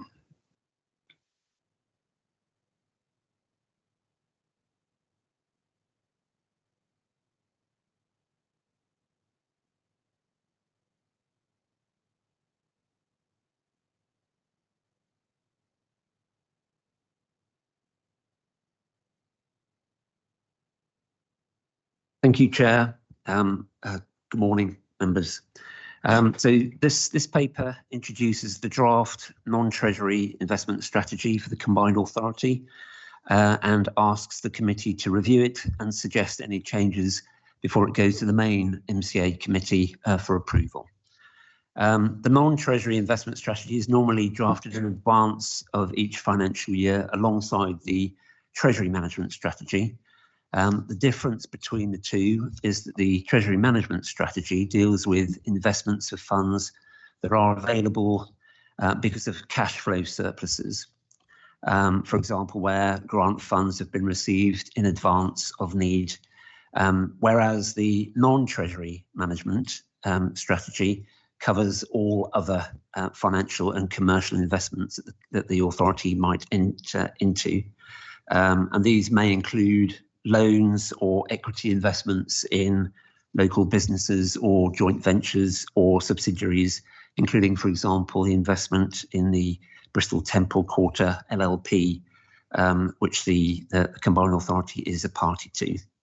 A significant difference between the Treasury and non-Treasury investments is that whilst Treasury investments must follow the Prudential Code to ensure that public funds are protected by applying the principles of security, liquidity and yield in that order of importance, non-Treasury investments might include service investments, which in which the authority may be more relaxed, for example, to not generating yield if the projects deliver outputs which support regional or corporate strategies. And there are a number of these sorts of investments which are currently being developed for consideration by the MCA committee. The strategy itself is shown at Appendix 1, but I'm happy to take any questions from members. Thank you.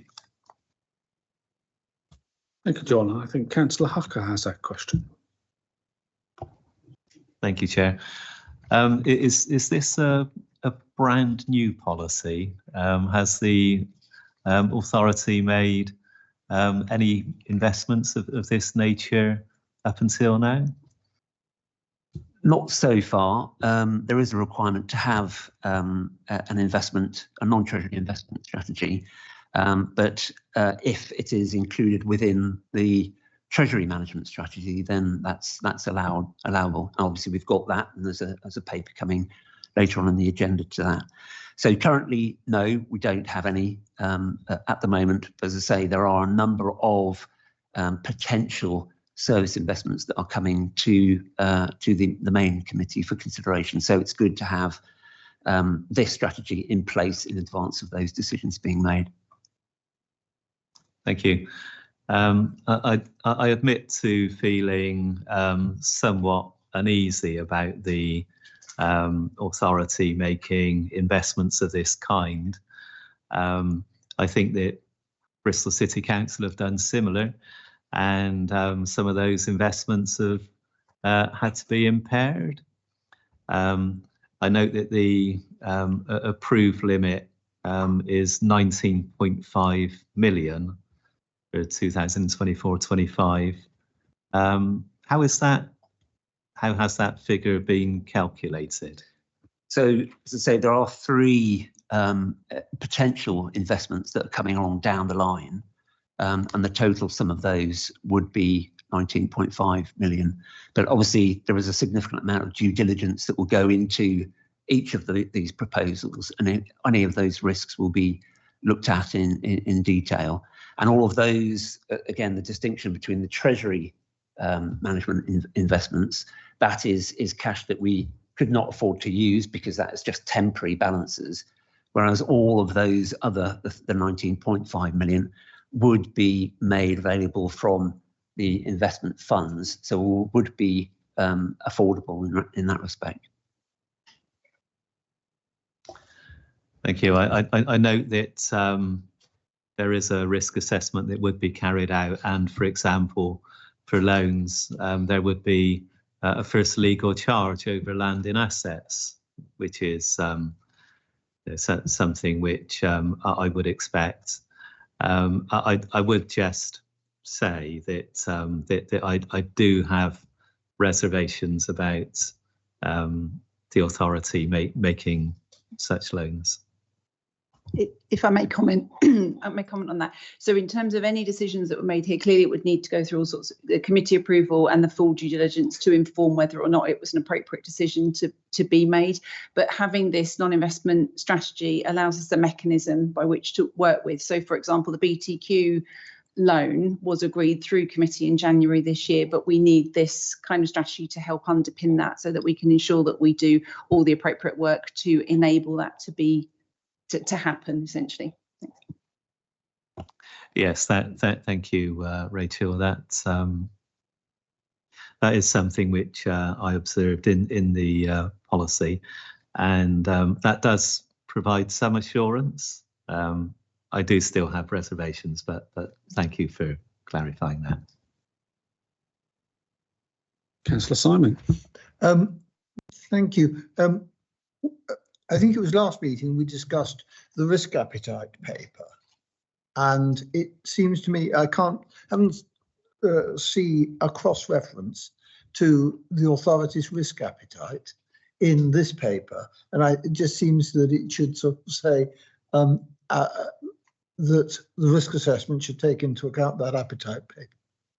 So yes, that would be part of the due diligence work that will be undertaken. But as John said, the nature of the non-treasury might mean that it's not necessarily the sort of security or the yield, etc. There could be other reasons that we're doing something, and therefore taking in those sort of more holistic factors, including risk, is really important to ensure that we can sort of do the right things as and when and if they're appropriate. I was really thinking of that in the risk appetite paper. It said there was a high appetite for certain types of risk, and those will be the sort we'd be engaging in here. So it's really cross-referencing that as the risk assessment takes into account the appetite. So these in themselves could be a different level of risk. There may be high or low depending on what the nature of the particular investment or loan could be. There is a potential that where if we were making a loan, it might be as a result, say, of a market failure, which would make it a higher risk. It might just be that it's something that we really want to be able to do, but the organisation we're working with don't have the immediate funds. Yeah, so we would need to consider that fully within any investment of whether that's appropriate, and all of that would need the appropriate sign-off and approvals. So my suggestion is just that there should be a cross-reference in this paper to the risk appetite paper to inform those decisions. We'll make that adjustment in the final version. Thank you. Any more questions for John? I think that's fine. We've got two recommendations that we consider the draft MCA non-treasury investment strategy 24-25 and make a recommendation to the Mayoral Combined Committee to formally approve the amended strategy. Are we all happy to do that? Excellent. Thank you very much, John. Thank you. So we'd like to move on to item 13, which is the Treasury Management Monitoring Report. And I think Steve's going to be speaking to that one. I am, thank you, Chair. So this is just a quarterly report which provides an update on our investment performance to the 30th of June. The key points from the paper are starting on page 150. The total investments of the Combined Authority are £443 million. So these funds are invested across a diversified portfolio. The balance has increased by 60 million since the year end, and that's mainly due to new grants received in May of this year. Up front for 24-25. And these are for the investment fund, the adult education programme, and the first quarter of the year for CRSTS. The financial markets volatility is expected to remain in the short term at least, and these continue to have a negative impact on our pool funds, which are currently down by £3.9 million, shown on page 151. Performance against our key indicators are on page 153. These monitor our exposure to Treasury investment risk and were agreed by committee in January. And currently all indicators are within target.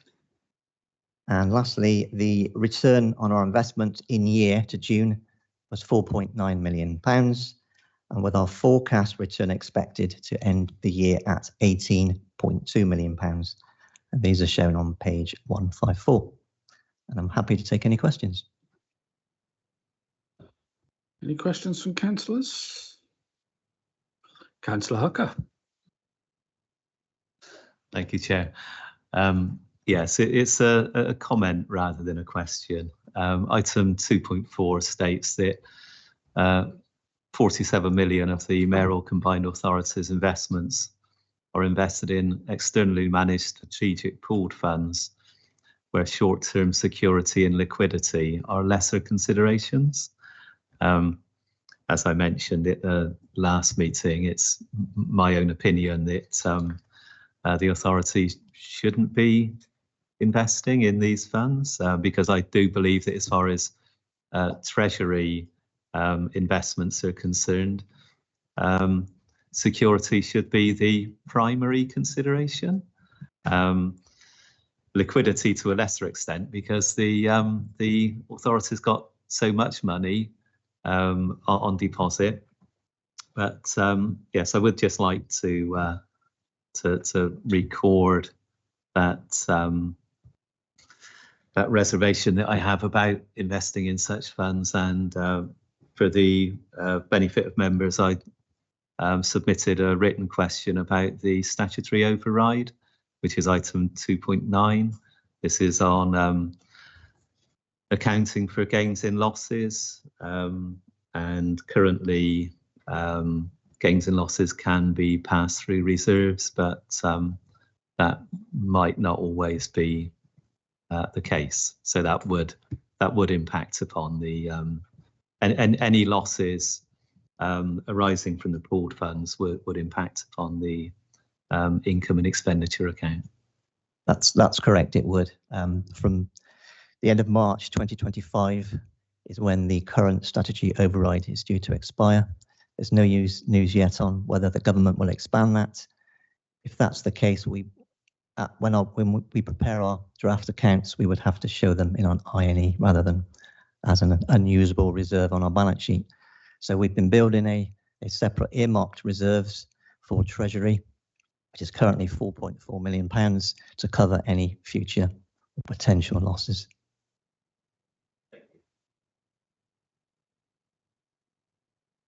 Any more questions, councillors?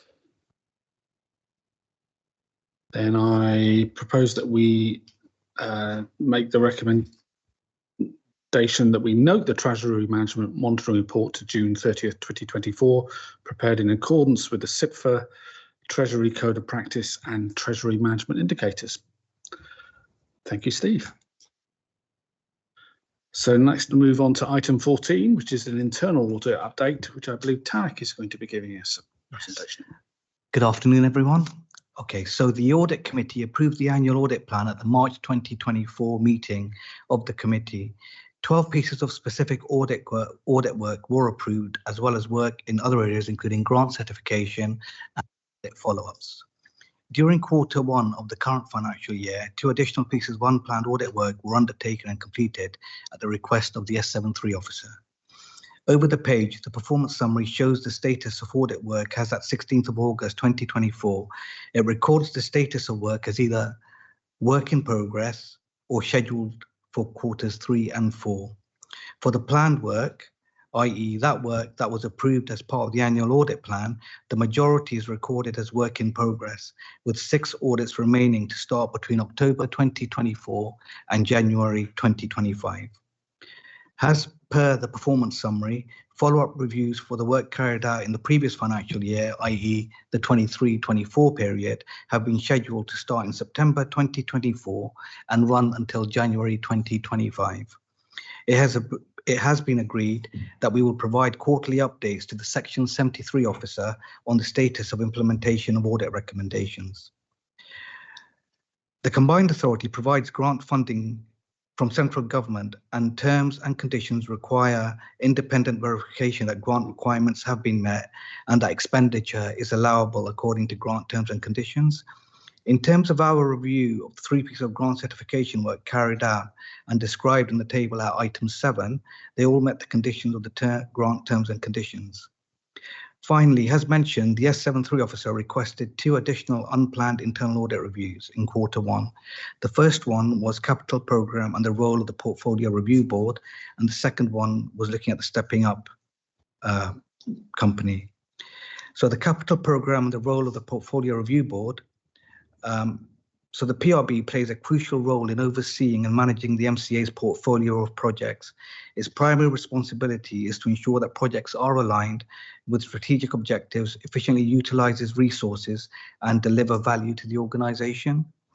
The audit work resulted in 4 audit recommendations to support existing good practices, which were all agreed by management. A follow-up review is scheduled for October 2024. So in terms of stepping up, a verbal update on the findings of this review was presented to the Audit Committee in July 2024, and it is included here for completeness. So 5 recommendations were raised, and all recommendations have been agreed for implementation by management. A follow-up review is scheduled for September 2024. So that's everything from me. Thank you, Tarek. Any questions for Tarek? Councillor Simon? The two special recommendations on special projects on page 163, did they have an assurance rating assigned, or did you not give an assurance rating? So both those pieces of work were briefing reports, so there was no assurance rating assigned. So both of those did not have an assurance rating assigned, but they both had recommendations. So there isn't a rating that should be reported to the committee? No, okay. I've got one quick question on page 161 in the unplanned work. What is Zebra 2, please? It's Zero emission bus regional areas. Yeah. Thank you for explaining that acronym. So I think we can, the recommendation is to note this report. The area is under review and progress in delivery of the 24-25 annual audit assurance plan as at 16th of August 2024. Does everybody agree to note that? Excellent. Thank you very much, Tarek. Next up is the item 15, the transformation programme, which I think Jess Lee is going to be speaking to.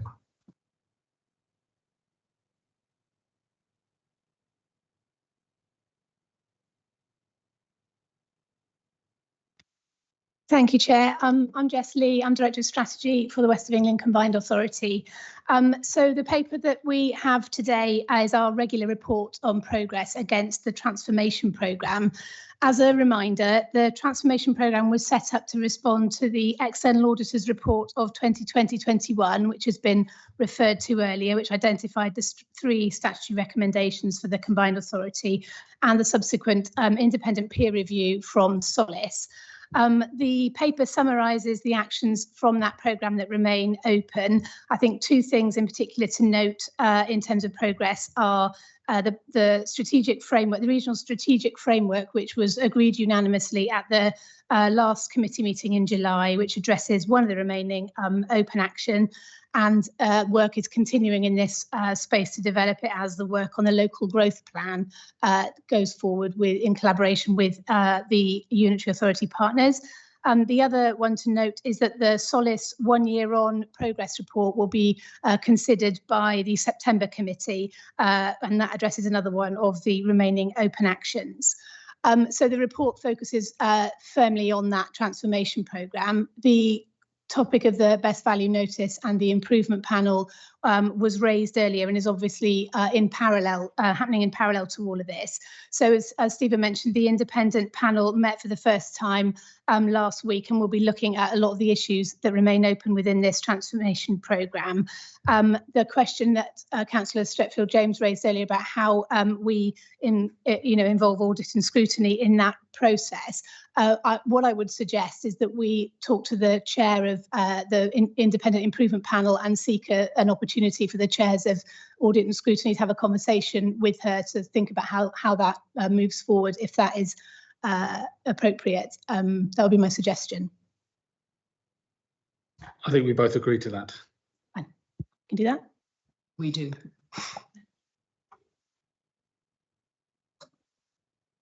Any questions for Jess as a result of this report? Councillor Streetel-Haynes. You refer to the Solace report going to the September meeting, which I think is on the 20th of September. That's right. Will that be going to the scrutiny committee next Monday as it hasn't come to order? I don't know if that's a sort of because it's not ready or because it's not in the wrong box. Yeah, so the papers for the committee are normally considered by scrutiny, aren't they? I think they're being published on Thursday this week and it will be part of that pack.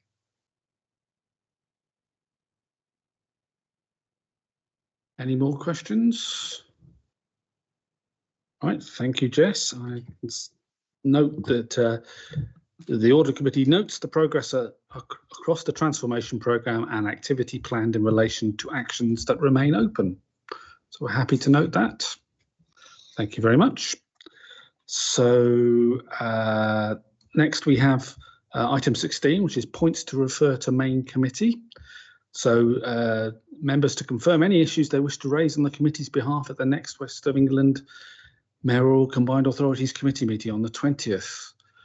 Which particular points would you like me to raise, or whoever's going to be speaking in there? I think Paul is actually going to be speaking there because neither Toby or myself are actually available on the 20th. Well, I will be distributing my own report, and if you have any comments to make on that, we'll try and feed them in. Thank you very much. So item 17 is a feedback, so you can send me some email feedback if you like about how well this meeting went. And I should note that there are some specific briefings available to members before the next audit meeting. One is the September 26th CRSTS briefing. Then there's also one on Tuesday 22nd of October, an introduction to fraud and the role of internal audit. And then on the Thursday the 21st of November, we have a Treasury Management update by Arlene Close. And they're all going to be held via Teams and in private. Anybody got any questions on that? No? Good. Oh, Councillor Reppington.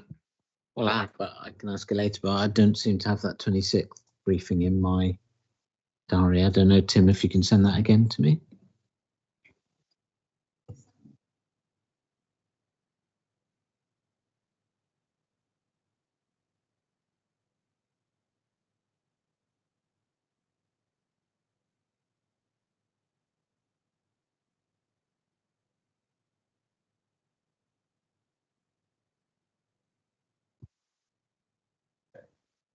Yeah, so it's two. Thank you for that clarification. So it's, yes, so it's two that should be in your calendar. The one on introduction to fraud and the second one by Arlene Close in November. Right. Yes. Sorry, I was confused about that. So I'd like to take this opportunity to thank officers and members for attending this meeting today, and I call this session to completion. Thank you very much.